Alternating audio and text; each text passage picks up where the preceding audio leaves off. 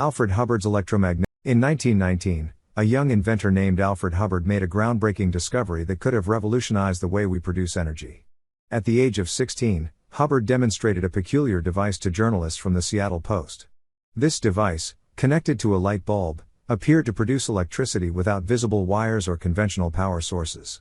The invention was initially intended as a contactless ignition system for gasoline engines, but it evolved into something far more intriguing.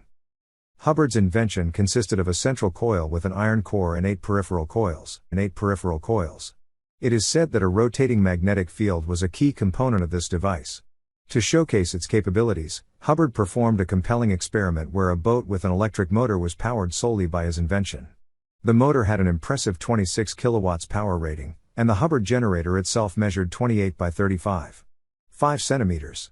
The boat's journey on a lake near Seattle, lasting around half an hour, demonstrated the generator's practical application.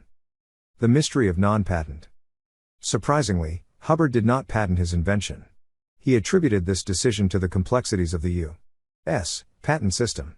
According to this system, if a patent's renewal fee was not paid within 3 years, it became public domain. This explanation, however, seems questionable, as a special committee was established to protect Hubbard from journalists and dubious companies. Additionally, Hubbard confessed to a certain level of greed, suggesting that he was awaiting a more lucrative offer. The unresolved end. The story of Alfred Hubbard's invention took a rather unexpected turn. After a late attempt to patent his device in 1920, media interest quickly faded, and the young inventor eventually ended up in prison. Although he was granted U.S. Patent No. 723,422 for a radioactive internal combustion device for an internal combustion engine, Hubbard's genius seemed to wane. Investors withdrew their support, and he ceased his scientific pursuits. The legacy of atmospheric electricity. The mystery surrounding Hubbard's generator remains unsolved. The device, presumed to consist of 8 coils surrounding a larger central coil, was designed to harvest atmospheric electricity. Each of the peripheral coils had 2 windings, and the 9th coil received an alternating voltage while the 8th coils generated the output voltage. The source of energy remained uncertain, but atmospheric electricity was the presumed catalyst. Alfred Hubbard passed away at the age of 81 in 1982, leaving behind a legacy that still baffles scientists and enthusiasts alike. The fate of his generators, and the potential they held for tapping into atmospheric electricity, remains a mystery. The story of Alfred Hubbard's atmospheric electricity generator raises tantalizing questions about alternative energy sources and the suppression of groundbreaking inventions.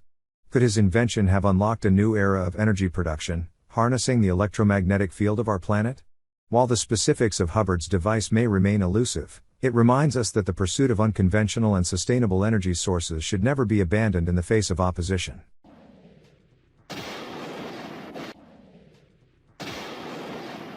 Gift for motionless electromagnetic generator, MEG, free energy transformer. Generate electricity to power your home with just a battery or phone charger. The square pulse generator controls the power generation on demand. The meaning of free energy system may not be familiar to us. So what is it? We usually think that the amount of produced energy cannot be greater than the amount of energy we use to produce that. However, in the case of free electricity system, what we get is far more than what we use. Some inventors had claimed that they have already achieved that stage. There are many inventors who have contributed to Tesla's original idea. Thomas Henry Moray invented a radiant energy device, Edwin Gray had the 50-horsepower EMA motor, and Paul Bowman designed Tesla machine with 2 parallel magnetic discs. Dr. Robert Adams from New Zealand's invention, heaters, generators and electric motors are powered by permanent magnets. There is also the motionless electromagnetic generator, MEG by Tom, and the electromagnetic generator by John. A Japanese doctor, Dr. Nakamoto, also invented the floppy disks which used Nikola Tesla's free energy system to generate free electricity right in his own house. With all those contributions, we are quite success in conquering free power. However, we still have a long way to go if we want to perfect non-renewable energy resources. First of all, we have to consider the safety when dealing with electricity, as this field is quite dangerous. The second thing is its availability. The conception of free electricity does not exist, I have to admit. We cannot find any kind of free energy, but what we can do, though, is to find an energy source that is cheaper, cleaner and more efficient. The thing is we have to act now if we do not want it to be too late.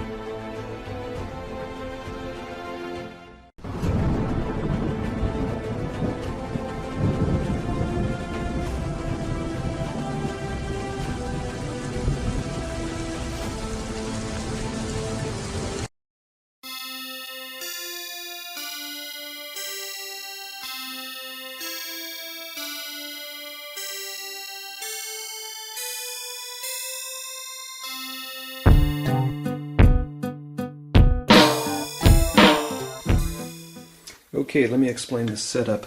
I've got a 6-volt battery power source. This battery is actually getting a little weak, but we have a Joule sleeve circuit. Across the secondary, I have a 0.1 capacitor. I'm sorry, across the primary. This is the transformer I'm experimenting with. Across the primary of the transformer, I come down to an ignition coil to boost the voltage that is occurring on the primary side. I just have a little transistor here, NPN. Okay, now the output of the coil comes over to this CFL, this neon, then wires over to a big old 10 microfarad AC capacitor. The other end's not connected, so the hot lead doesn't terminate, it's just ending here at the end of this capacitor. And I wanted to show you something interesting here. Over here, the coil is connected to a ground wire. This wire here is a ground wire. Over here, this ground wire is connected to a neon, and then this is connected up to the Hubbard coil that I made, or the Hubbard-like coil. These 6 coils are connected in series around in a circle, and the central core is not connected to anything, it's just floating here. I'm connecting this neon up to part of this ring. Okay, now watch what happens when I move this coil closer. We have light.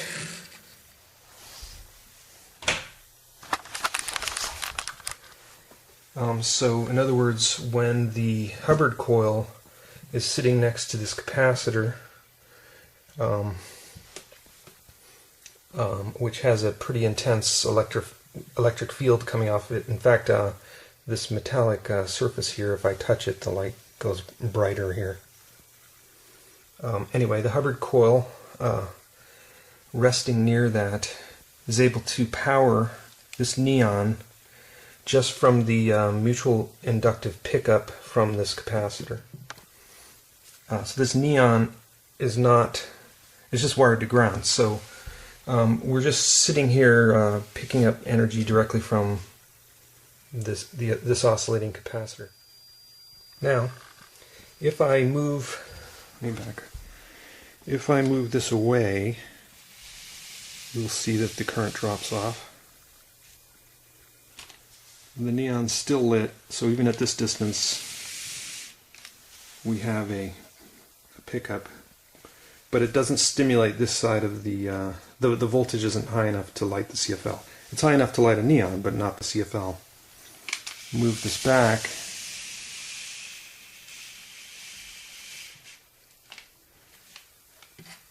I have to touch it to sort of CFLs kind of need to be started.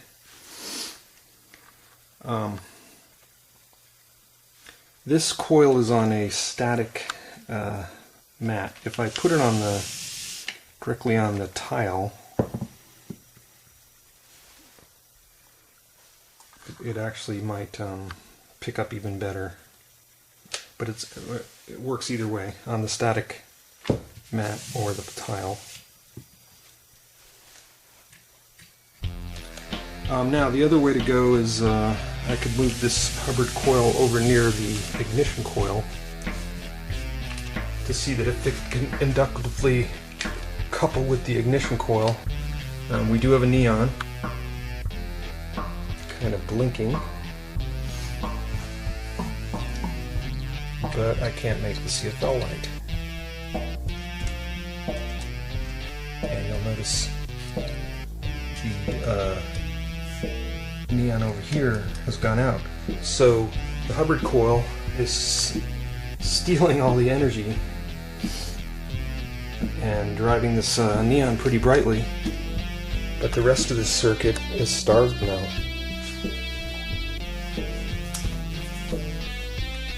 Moving this back, And we have light again.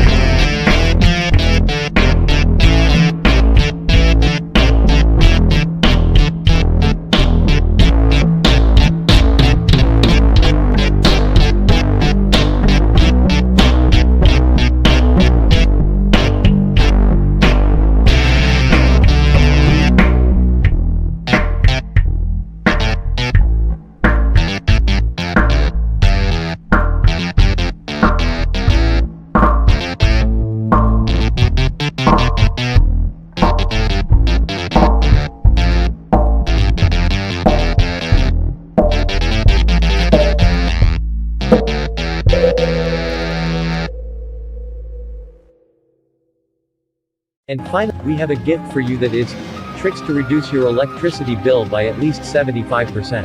And the way to complete energy independence, get rid of the monopoly of big energy, you will never have to pay for electricity. Method, amplify electricity to make output power greater than input power. See link in description. Thanks for watching.